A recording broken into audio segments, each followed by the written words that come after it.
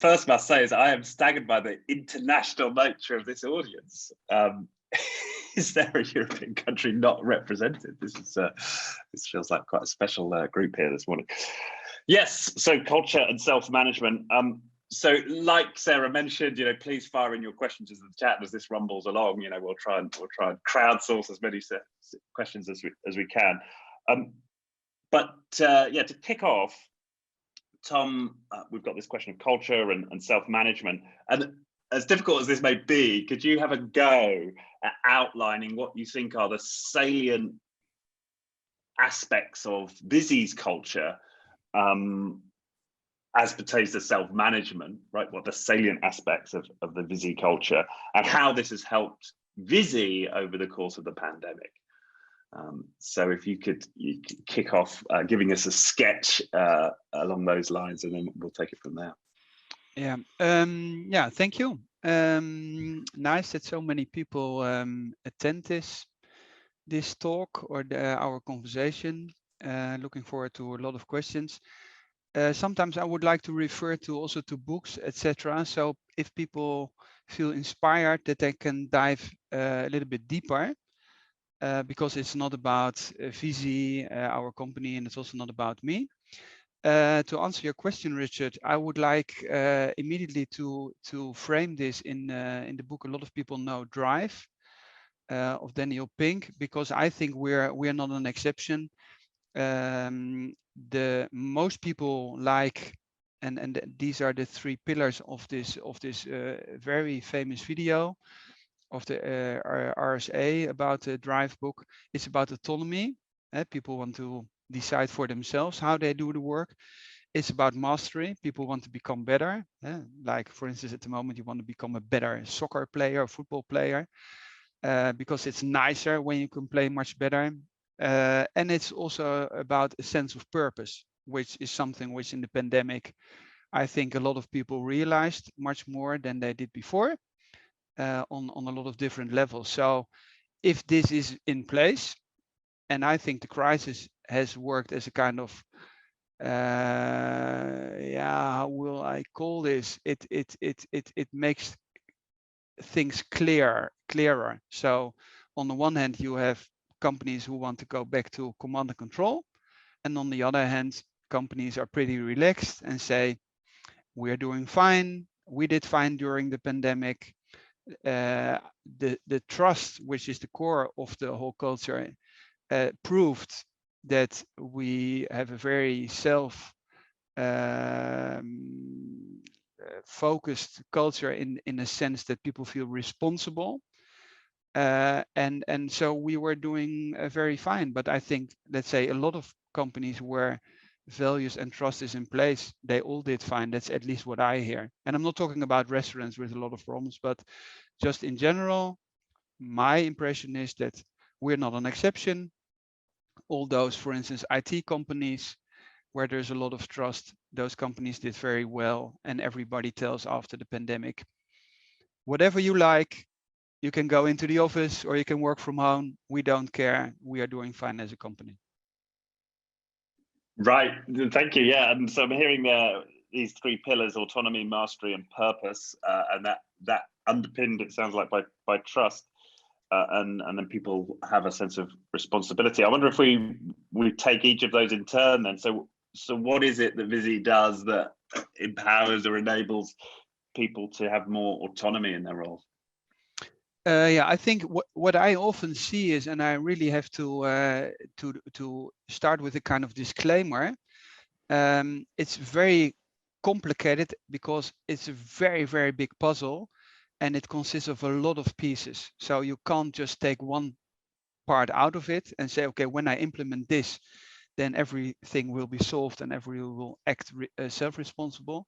That's not the way it works. So, but I think the basic starting point is this theory of, do you trust your people or do you distrust your people? Do you feel that you have to control them, and you have this spy software on computers and this crap, which I find also from a let's say data point of view incredible. that we have this kind of discussion. It feels like a little bit 1984, or not a little bit. It feels like 1984.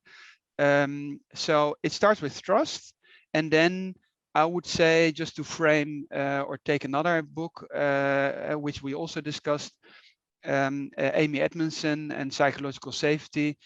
If you are able as a starting point to create that people feel safe, then everything will work out in the end, to put it in a very simple way. And how do you create psychological safety?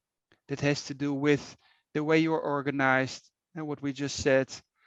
Are people able to discuss themselves in the team, who to hire, how to do the work? But it also has to do with salaries. It has to do with the kind of culture you have. Are you long-term focused, or do you have a very short-term culture which is based on hire and fire, and so on and so on and so on. Right. And okay, so there's plenty of aspects to talk about there. I wonder if we should to paint the picture here a little bit, go back to the start of Viisi.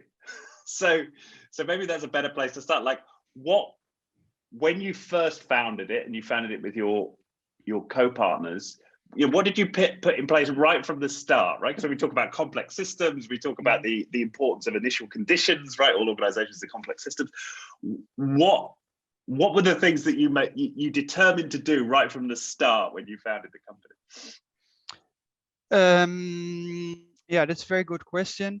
First, I have to say that we were not the founders people think, which is the normal case, that we were 25 and decided to let's say on a Friday evening in the pub to start a company. So and that's also what statistics don't tell us. So the most successful companies and the most stable companies are founded by people who are average is 44. I was actually also we also in this age bracket, and those people who start companies or successful companies, they have worked for quite a long time in just very normal companies like we also did.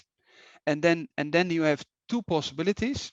You can just quit because you don't like the corporate environment anymore, or you have a certain opinion on, let's say, if people should go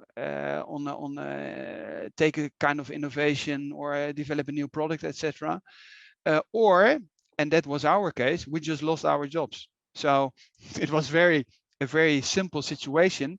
We were working for a German company, a stock listed company, and they closed down subsidiaries in the Netherlands and in Switzerland. And we just said, okay, what are we going to do now? Shall we apply somewhere and search for a job? And we were just very lucky 10 years ago, because the company exists for 10 years now, that at that time nobody had children. So we were 4 people. We didn't have children. And we said, okay, just give it a try. Shall we just continue? And I think a lot of people are in this situation. So it has to be a kind of situation where you still have enough experience to have a kind of understanding or sense in which direction there is an opportunity, or perhaps you have some clients. And then actually, to answer your question very precisely, we just said the main driver to start our company is that we want to do the things we think we like to do them. This whole idea of autonomy, and I think it's not about earning a lot of money. So this whole idea of all those unicorns and becoming very rich and start a company and exit it as fast as possible, etc. That's not the main driver to start companies. It's autonomy. And then the question is, if you like to start something because you want to decide for your own, why would you, if the company becomes bigger, tell other people what they have to do all the time and micromanagement them? So that, I think, is the main thing. So I always would like to just reframe or to focus on this and say, okay, if you build your company, please reflect on the reason you founded the company and treat others like you wanted to be treated yourself, or think why you started the company. Right. Right. And I guess as you say that, it has me reflect on the hypocrisy, as you say, of some of these founders. Is they start it because they want to leave the machine and strike out on their own and do their own thing and have all this autonomy. And then over time, they create these bureaucracies that stifle the autonomy of everyone who works for them. I think that's interesting. But was that a tension amongst the four of you? Were you all on board and sort of had the same aspiration in terms of level of autonomy, or were you kind of constantly managing a tension between you as you started to build the culture? Also, we are totally different people, so we have very complementary skill set, so to say, and then you have often, and that's often the case in those teams, you have people who are more from a kind of intuition starting point, feel doesn't feel right, or I don't want to tell people in a kind of detail what they have to do. And then on the other hand, you have, and that's probably more my, let's say, personality, by reading books permanently and reflecting on this, looking for research, etc. But that's also, for instance, if you talk about psychological safety, it's all based on research. And it doesn't matter what kind of topic you want to solve as an entrepreneur, you always find an enormous amount of research. So just to put it very simple, these pillars of drive, there's just a lot of research done on that. So if you create a kind of system where you have autonomy, mastery, and a sense of purpose, you will just build a better company. So why wouldn't you do so? Or if you are more long-term oriented, you will be more profitable. You will have a higher, let's say, shareholder value. And it's the same with self-management. So just to take another book, if you take this whole development of self-organization, the interesting thing is that everything which is really, let's say, big as a structure or complicated, all those systems are self-organizing systems. So if you talk about ecosystems, which I always find very interesting, that even in our language, in our business language, we use words which are taken from other disciplines. So ecosystem is something which you take from biology. And in an ecosystem, we know that it's self-organizing. So a rainforest or a biological ecosystem is self-organizing. There's not a kind of dictator who tells which animal what to eat or something like that. It's all self-organizing. Right. So you were inspired by a lot of this reading. Some of your co-founders were more intuitive, but I'm just interested in how the culture started to emerge. So what were like the first concrete decisions that you made that were perhaps consciously different from the organizations you'd been from? Like, was it the first hire you had to make, or did you immediately start going public with your salaries? Like, what were the first steps that sort of indicated the manifestation of this type of culture? Oh, there were a few different topics. So on the one hand, like Sarah just said, we're for the third time in a row number one, but it's the fifth year we're taking part in this Great Place to Work, let's say, ranking. So there was this understanding that if you want to build a great company, you have to kind of reflect on if people are happy working in that company. So I always would tell people, okay, start with this idea of asking your people if they are happy very early, because then you find out what you have to change all the time or what you have to implement. That's one thing, and that's a kind of automatic. There's an automatic systemic approach to that, because this kind of audit comes back every year, so that really helps you. Then you just have a kind of, depending on how many founders you are, where let's say if you split up the work, then you have very soon a situation where people tell each other, if they were sitting just on a kitchen table, better you take this topic and I take that. I mean, if you would found a company yourself, then you also would think about who I'm going to hire, what do I don't like, or let's try to hire other people. And then at a certain point, it's the third thing, at a certain point, people don't fit around this kitchen table anymore. And then you have to think, okay, what's the next step?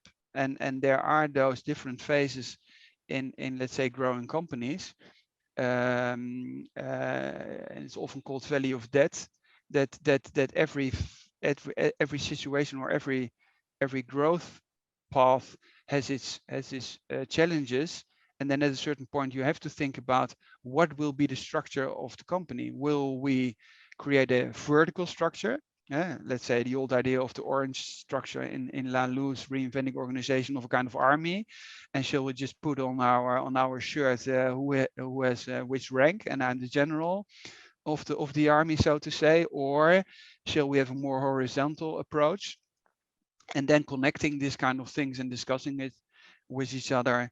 Then we just said to each other, shall we just try holacracy, or this combination of holacracy or sociocracy?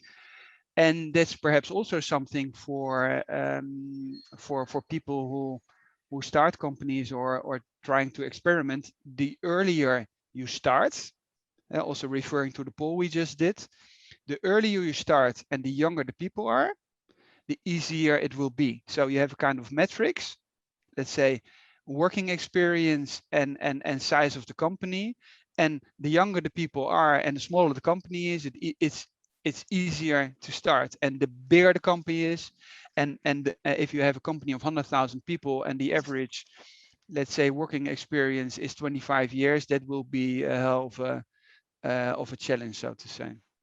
Right. So you were all quite experienced, but you managed to overcome that, because it was a young company and you were in at the start and you could change the culture.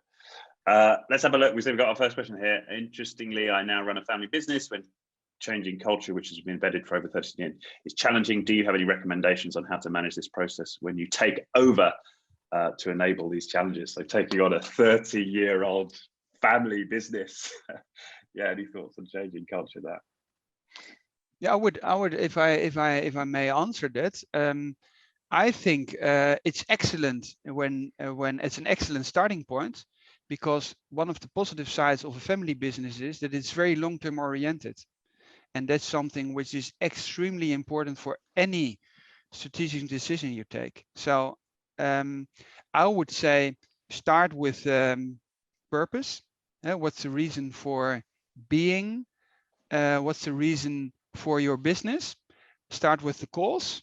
There's also a sense of purpose in this drive book, if you want to start in a very simple way, and then discuss about the ranking of your shareholders, of your stakeholders. And for instance, on our website, it just very put transparently, and it starts with the purpose. So we say purpose is the CEO of the company. Then people first. So our own people, we are more important than the client, so to say, just to put it a little bit provocatively.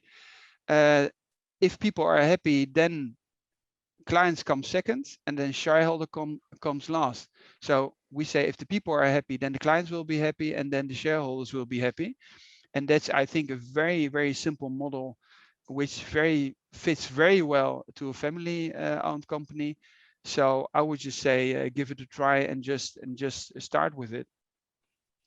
Yeah, and in my own experience of working, with long-standing cultures, that nature of that inquiry, right? You're putting people into a much more open space, right? And from there, it becomes much easier to tackle these questions of culture. Yeah. So the next question here. In Viisi, how do you drive people so that they feel responsible for the results of their work, in particular financial ones? And what if objectives are not reached and the survival of the company is at stake? So how do you drive people to feel responsible? You don't have to drive people to feel responsible. People feel responsible. So, and that's why I always would recommend go into this research, dive into this research. People feel responsible. And and it's the same like bonuses are counterproductive. So and sometimes we think it's counterintuitive, but it's not. So the example I always take about the pandemic, it even goes beyond.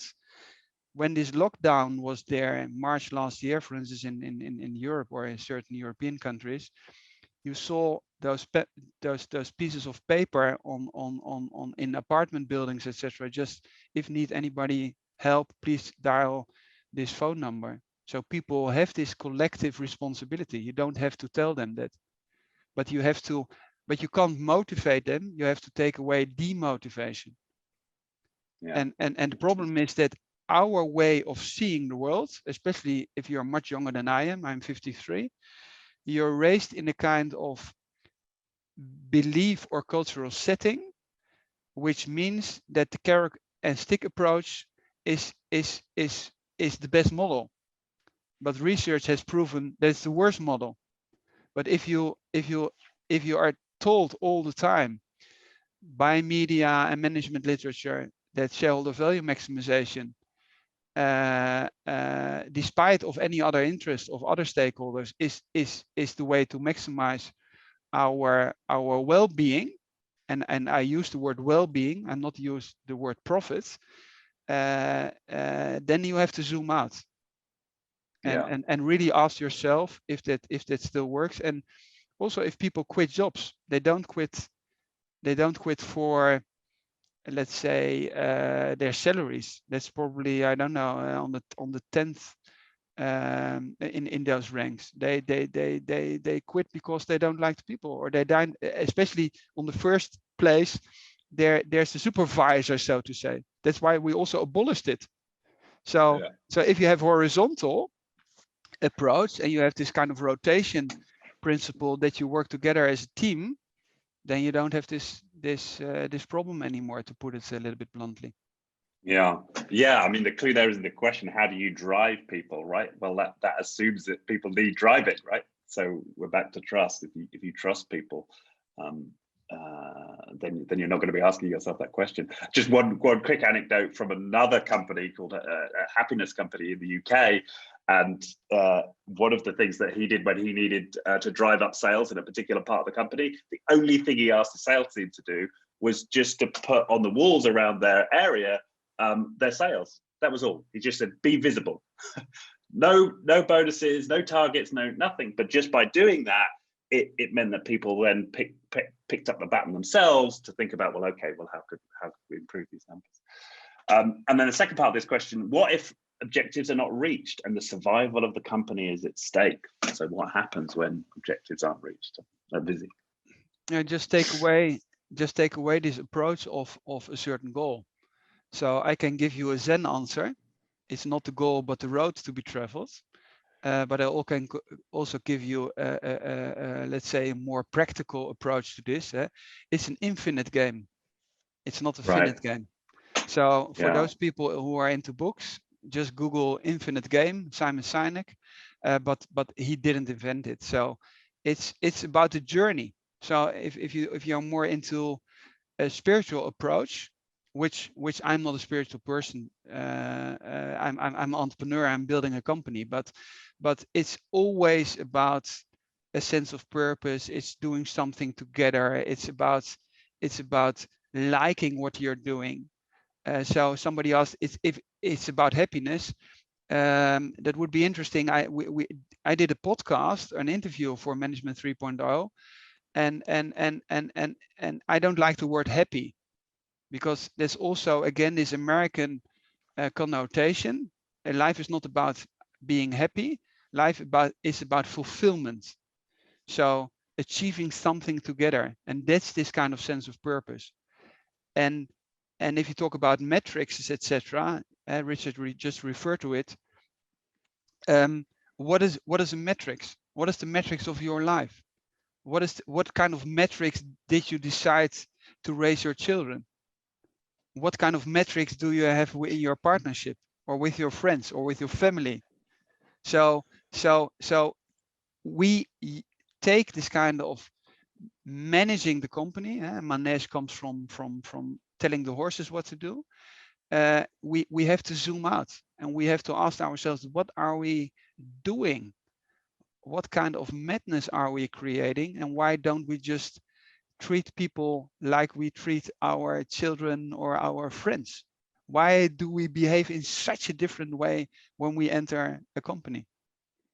Right. Yeah, that's great. And then we've got another question. So I think we've covered off the metrics and the happiness question there. What about books that you recommend to take to dig deep on the topic? I would recommend a very famous podcast, or a podcast which will be hopefully very famous, but not because it's about being famous, but it's about inspiring. No, it's just to make a joke, and that's why Richard are laughing. Richard and I started a kind of project, and this podcast will be titled "You Should Read This," or somebody has a better idea. Then we're looking forward to this, and we discuss this kind of books. But it depends on the question. So if people are interested in let's say what I read, I read a lot. I read more or less a book a week, but Richard does as well. And then it just depends on the topic. So if you are interested in self-management, Google, let's say Richard's name or my name, and you will find stuff. If it's about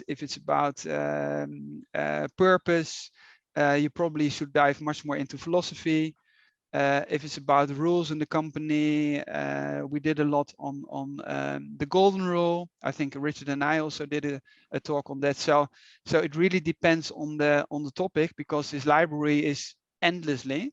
It's also infinite, and I think it's always your own road. So search for yourself, search for your own answers. Yeah, I think that's a brilliant answer, and it comes back to trust. I mean, we can't trust others until we can trust ourselves, and trust yourself to your own intuition. Right, trust your own intuition. It's like it starts there, and the right book will emerge at the right moment. Having said that, one book I loved that kicked me off on this journey was Maverick, which was by a guy called Ricardo Semler, and he turned around a company in Brazil with stunning effects. So that might be one. Where do you start the change if you want a happier company? Ask your people. So it's just, but it's like a normal life.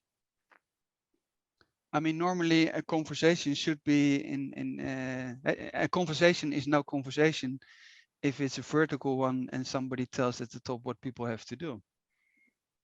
So yeah. So I think it always starts with a conversation. So just take a very simple example to refer also to this great place to work.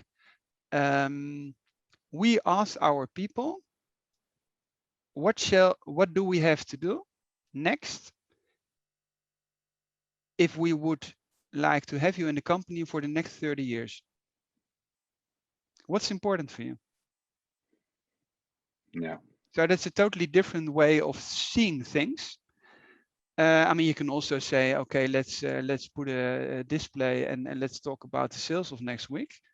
But we like to zoom out and say, okay, we want to work together in a kind of we create our own ecosystem. We don't care about what others do. We don't care about competitors. We don't care about the whole sector. The financial sector is a mess. We just create our own environment, our own community, and we decide with each other how we do things. We have fixed salaries. We don't have bonuses. Everybody can choose the roles. Teams can hire their own colleagues, etc. We don't care what others think, which is right or wrong. So I think just try to find out together, and then start somewhere, and then it makes sense to start, let's say, more with a kind of fundament and purpose, because that's something which keeps people together, especially in bad times. If everything is let's say evolving brilliantly, then it's easy. I always take this example of sailing. If the weather is nice, there are a lot of good sailors around. But if there's a thunderstorm, you can see who's still able to sail a boat. Right. And a lot of people reflect on that during the pandemic, because this has exposed a lot of weak leaders or bad leaders, with this situation. Right. Another good example of that, I'm just asking the people, is David Marquette and Turn the Ship Around, where one of the first things he started with just taking the middle ranking officers and asked them what impediments they had to doing their job well. And that kicked off an entire cultural change. Ask the people. Although I have to let's say also say that, let's say, if you just take an example, if you would be the CEO of the company, or if you would own the company, it still makes a lot of sense to read a lot, because some topics are really counterintuitive. So if you think about salary models, then it really makes sense to read research on that, to be able to argue and to understand that bonuses are counterproductive. And why are they counterproductive? It's not that complicated, and you don't have to be a university professor. It's very clear that if you have a common goal, it doesn't really help to say we have 10 people and at the end of the year 3 of them get a bonus and 7 not. So this demotivational aspect of those who will not be able to have a bonus in the end is worse than those who you think, and I really want to express, to think are the more important players. So it's about a kind of equality. Everybody is important, and perhaps we should have a kind of modesty that we perhaps don't know who is more important, or wouldn't even allow the question to be asked. And if you have read books like, for instance, Everybody Matters of Bob Chapman, an American entrepreneur who also buys companies, and he never fires people. He says everybody is important in this company. Everybody matters. So that goes much deeper. So if you have for yourself a kind of idea which road you want to travel, then it makes sense to be prepared for those discussions. And I have to admit that let's say people who really have read a lot of books often refer to a lot of research, which is very healthy for let's say discussions in companies. Yeah. We've got another question here from Andrea. In an IT company where there are many different teams with different scopes, how to help managers to align objectives and constraints? No, that's let's say follow the discussion. I mean, you can search for examples. Atlassian is a good example, Australian company in this field. So especially IT companies are doing pretty well. But it's also, let's say, what is your starting point? So when the starting point is trust, then you don't end up with command and control. If the starting point is distrust, you end up with command and control. If your starting point is everybody matters and everybody is equally important and it's always about team, so it's not about this exceptional person who decides or exceptional leadership.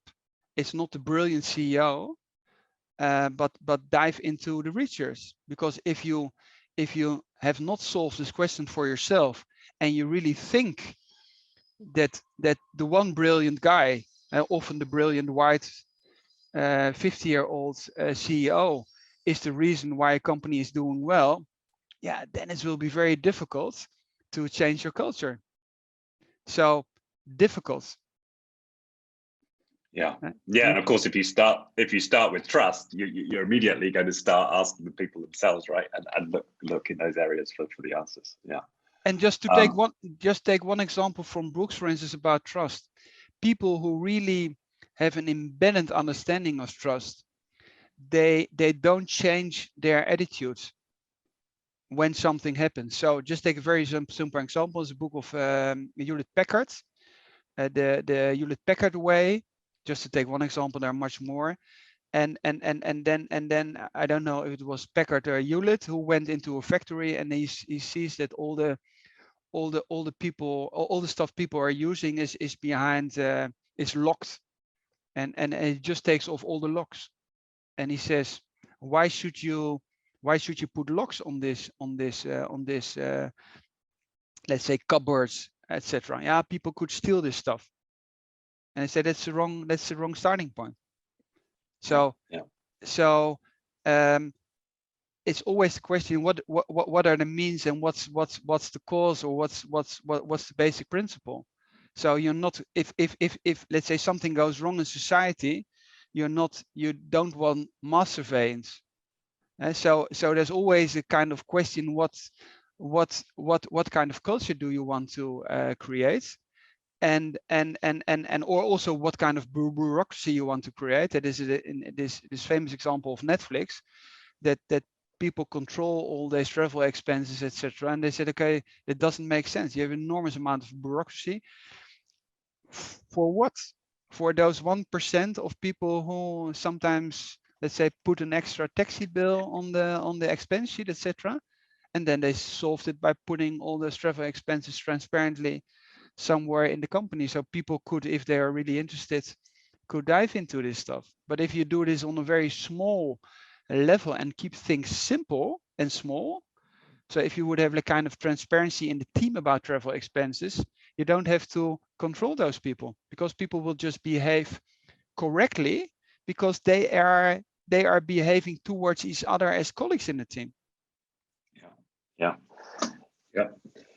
Another question here: is self-organized always a good idea? You know, when we think of creative companies versus process-led companies. Yes, it is.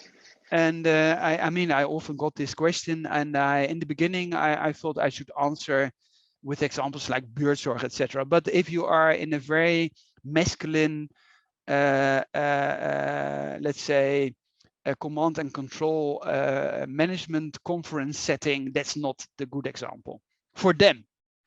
So what I like to refer to is the army. And the funny thing is that in the army, so if you really talk about, let's say, our whole understanding of command and control, and somebody has to say what we have to do, especially in times of crisis, you find out, if you dive into this topic, that for instance, the German army, which I'm Dutch, I'm not German, in the German army, where we have a kind of understanding that it was totally vertical, had an enormous amount of self-organizing autonomy, and was let's say successful between brackets, because it's an awful topic. But the Americans just did a lot of research on that, and those extreme battlefield groups, they are extremely self-organizing, which Simon Sinek describes in his book Why Leaders Eat Last. So I would say in the end it always is, but the road which has to be traveled to reach that goal can be a very, very long one. Right. Yeah, and the other example I love in the States is Morning Star, which is a tomato processing company. It doesn't get much more process-led than processing tomatoes. So yeah, I think it can always be done. Turning the ship around is about submarines, so it's also not about a non-profit setting. Yeah. So we've sort of covered the bonus questions here. Can you elaborate more on how you hire people and what is important for you in this process? Oh, it's very simple, decentralized. So people in the team, let's just take an example, very practical one. We have a credit department, 7 or 8 people. They want to hire a new colleague because they have too much work to do.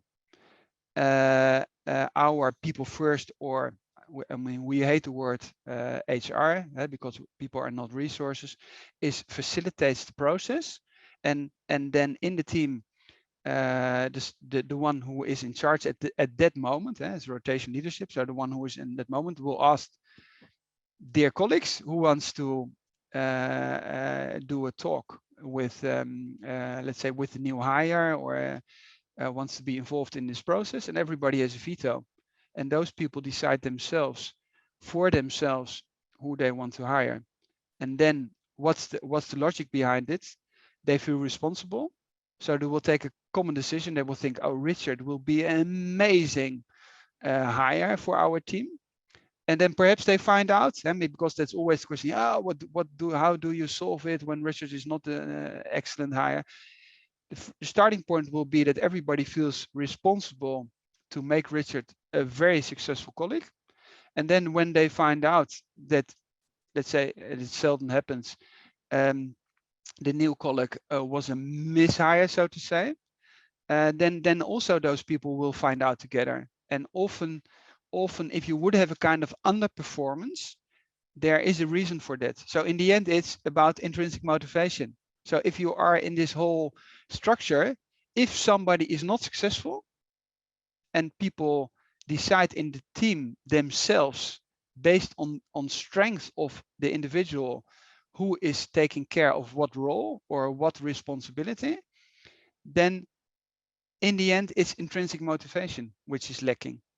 And if intrinsic motivation is lacking, we always say, search as long as possible until you find something which gives you fulfillment, and then you are back to a sense of purpose. Right. What would you recommend to old-fashioned managers, like command and control mindset, on how to evolve their own mindset to establish trust? That's from Fabian. Oh, that's a very good question. That's very difficult to answer because it depends very much on the setting of the company, but also on the setting of the person itself. So it's very difficult. Just take one example. If you have a, let's say, stock listed company, and which is dominated by short-term interest of shareholders who have the shares for 3 months, it's very difficult to escape this kind of rationale. And then you can have a kind of schizophrenic situation that if people would be very honest to themselves, they would admit to themselves that they don't have autonomy. They even don't like it, but they are in a kind of system on the one hand where perhaps they have to admit to themselves that that's the case, or they don't care. That's also possible, but then there's this self-reflection missing, or people in the end quit and search for a new environment. So Frederic Laloux says in his book, with his experience as a consultant, but also others do, that there can be settings which are extremely difficult to change. And then the question is an individual one. Do you want to be Don Quixote? Sometimes it could, for instance, also be interesting to read more this kind of literature. Do you want to be a Don Quixote and fight against the windmills? Sorry, a donkey shot. What's that? Don Quixote is the Spanish literature of the guy who's fighting the windmills. So I don't know. I don't know if Don there is Quixote. Okay, yeah. Don Quixote. Okay, Don Quixote.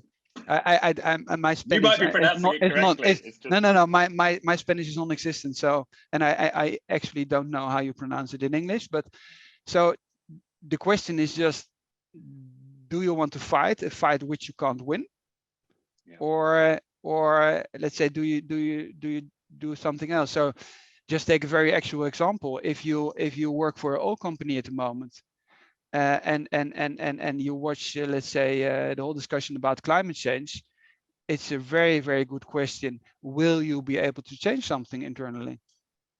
I don't have the answer.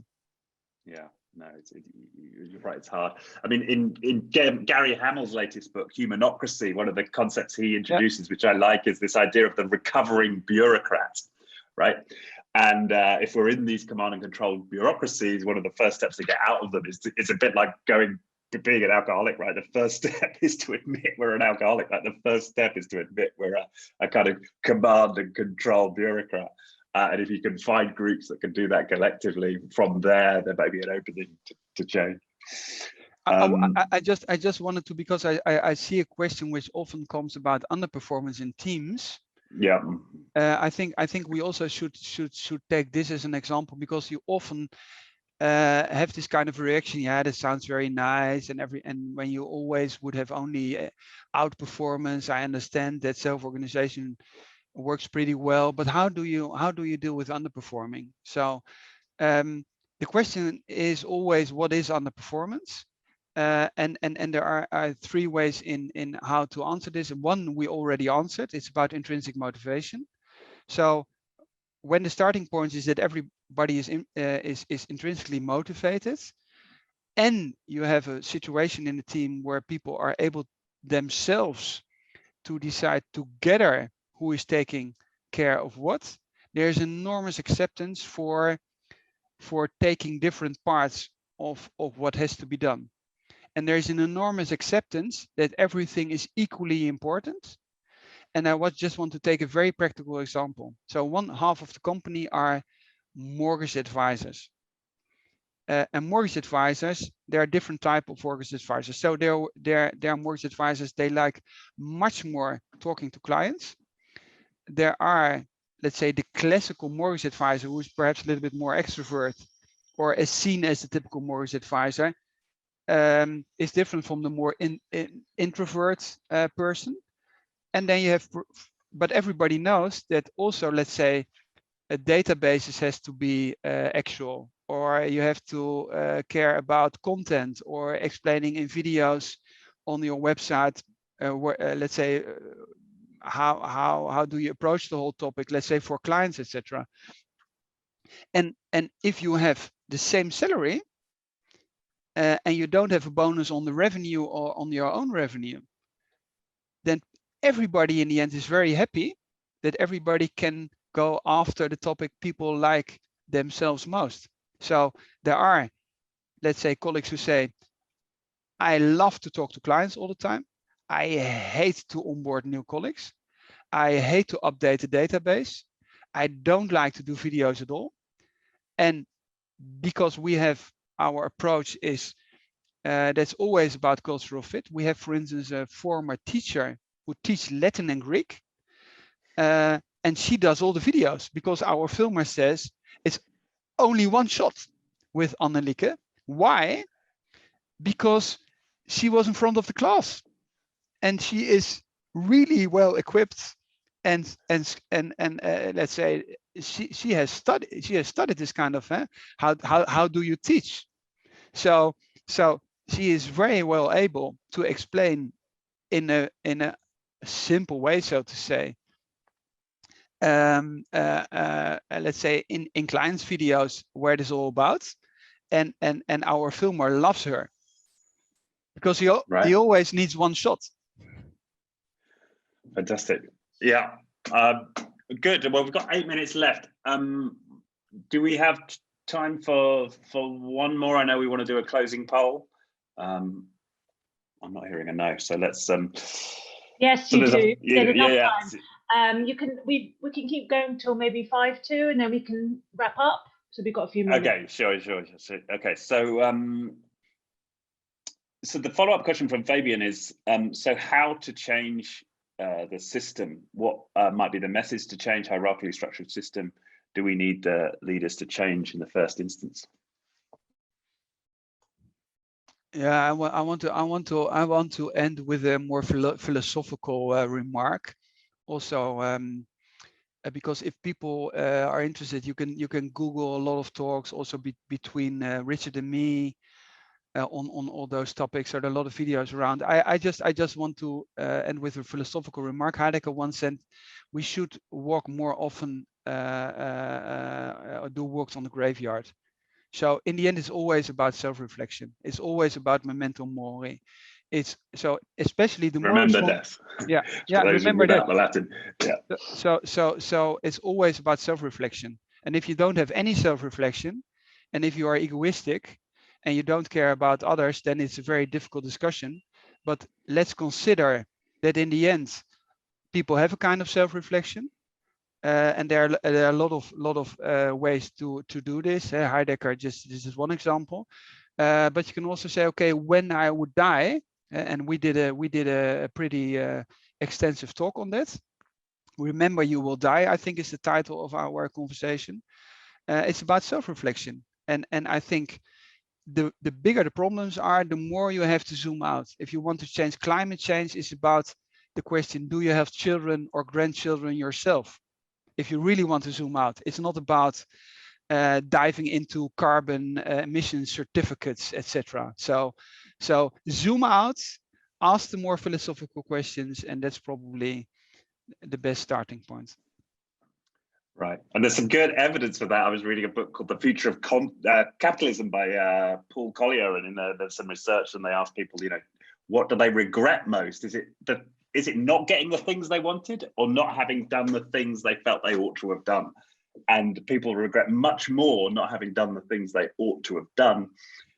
So dwelling in that question of like, what ought I be doing now, given I will die, is a very powerful one. As you say, of many we can ask, but it's the point of self-reflection. Self-management in the end is for those who manage the biggest relief, because your own life is much more fulfilling. So it creates an enormous amount of stress for those people in a vertical organization.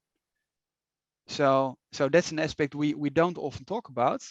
Perhaps something for another session, especially if you talk about top managers. In the end, they are not happy. And nor are their kids, right? That the children of high-level executives are more likely to become addicts and have mental health problems. So just that's something I wanted to add, because that's something, perhaps if you have a very trustful relation to somebody on the top on this vertical organizations, then that also could be a topic to dive into. Are you really happy in the way you are at this top and have an enormous, let's say from outside, enormous, you're famous or important, but those people in the end are not happy?